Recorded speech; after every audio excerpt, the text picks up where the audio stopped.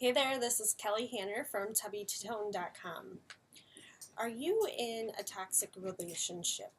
Are you in a relationship where you give and you give and you give some more and you get nothing in return? Are you in a relationship where you feel like you're constantly doing what the other person wants to do? Um, you feel as if they're talking about you behind your back when you're not around. Are they getting jealous when you hang out with other people?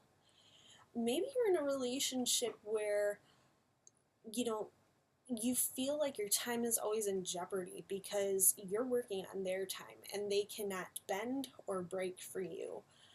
You want, if any of those things resonate with you, if you feel like maybe a friend, a family member, your coworkers, or just somebody that you're around, maybe it's your spouse even, but if you're in a relationship where somebody is just sucking the life force out of you, if when you are around that person, right when you begin, you are like full, your battery is fully charged and you are just full of life.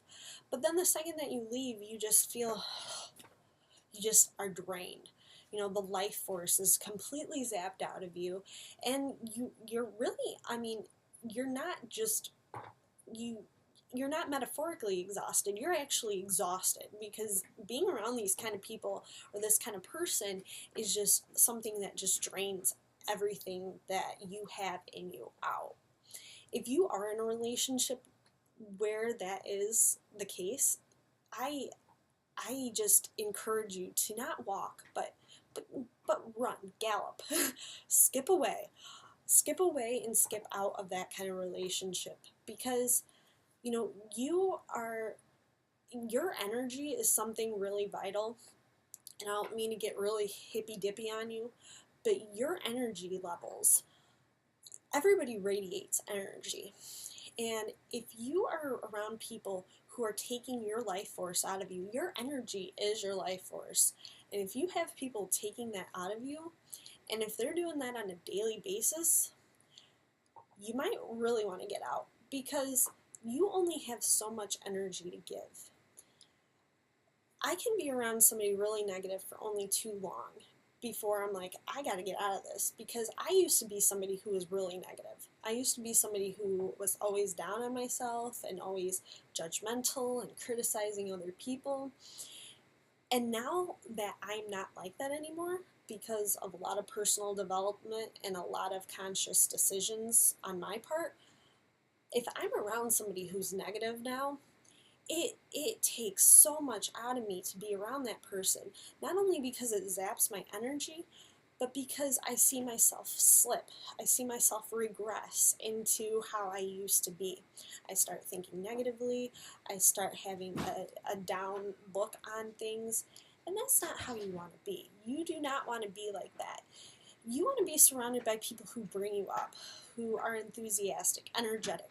For instance, I have a friend, a really close friend of me. She's like a sister, and she is just full of life. She's got a zest for life that just cannot be contained. When she walks into a room, you want to be around her. People who aren't so sure of themselves don't like being around her, because she just radiates something that they're jealous of. She radiates this confidence level and this certain amount of energy that they don't have, and so they look down on her for this. And I've been talking to her about this, and she's told me that people have criticized her, saying that she's too weird or she's too out there. And if you are one of those people who you have the energy, you have a zest for life that cannot be contained, do not let somebody who's in their own jail cell, their own mental jail cell, bring you down to their level. Don't let them put you in a cell either, because they certainly will. People want to see other people who are doing better than them. They want to see them fail. That's the whole reason why reality TV shows are successful. That's the reason why so many people turn into the Jersey Shore. Certainly people on the Jersey Shore aren't successful, but they have a certain level of fame, so people want to see train wrecks. And it doesn't matter who it comes from. It could be their family member, their friend. You want to avoid people who want to see you make a train wreck out of your life. You want to surround yourself by people who love you, people who want nothing more than the best for you, people who have a reciprocating relationship with you where you feel like there's a mutual giveness. You're both equally taking and giving. And that's something that cannot ever be, you should not shortchange relationships that are like that. Jim Rohn has a quote that goes something like, "You are the sum total of the 5 people you surround yourself with the most." So, sit down and really think about who those 5 people you're surrounding yourself with. Do they have the same goals as you? Do they want to achieve the same things you want to do? Do you guys have the same passions? Do they even know what your passions are? Do they bring you up? Do they lift you up? Do they bring you down? Do you feel like you're a constant roller coaster with this kind of person?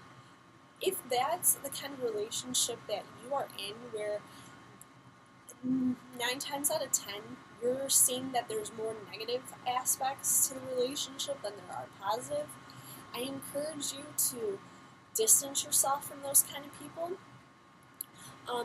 And by all means, I'm not saying get on Facebook and say, "I am no longer friends with so-and-so, they drain too much energy out of me, and I've had all that I can take, F off all you guys." I'm not saying to do anything like that. I'm saying to make a mature decision to slowly gallop, slowly hop away from the situation, and just know and reevaluate what you want out of life. If you are someone who does have a zest for life, if you're someone who has goals and ambitions, and you have these dreams and desires that you don't want contained, but you're hanging out with people who get wasted Monday through Sunday, or Friday through Sunday, or you're hanging out with people who are negative and who hate life, and you're trying to be positive, it doesn't make sense. Birds of a feather flock together. What kind of flock do you want to be hanging out with? If you want to be a successful person, hang out with people who are successful. Success leaves clues. It leaves crumbs. It leaves a trail. If you want a certain level of wealth, by all means, don't hang out with people who are scratching lottery tickets thinking that they're going to get rich and lucky off from the lottery, because that's not going to happen. You're going to have the same, you are just going to be scratching lottery tickets yourself the rest of your life if you continue to hang out with people like that. Before I close up with this, I want to say, if you do have people who are toxic for you, if you have people who don't have the same drive as you, make the decision now to back away, because I can see where a lot of people would say, all right, now's not the time, their birthday's coming up, or whatever. We all have this procrastination in us for whatever reason. But if you do have somebody who is just sucking the life force out of you, don't take your time in breaking up that relationship and distancing yourself, because the longer it takes you, the harder it's going to be. So, if you need any other help with this, if you have questions, concerns, I've been there. I've done this myself. I've distanced myself from a lot of negative people in my life, and it's led me to being a lot more confident, secure person in my own shell. So, please feel free to reach out to me. You can reach me at tubbytotone.com. I also have body image help there, health and fitness tips. And please, if this video helped you, if this was kind of a wake-up call to you, like it, give it a thumbs up, give it a hitchhiker's thumbs up, and subscribe to my channel, and stay tuned because I'll be posting more videos like this soon. Thank you.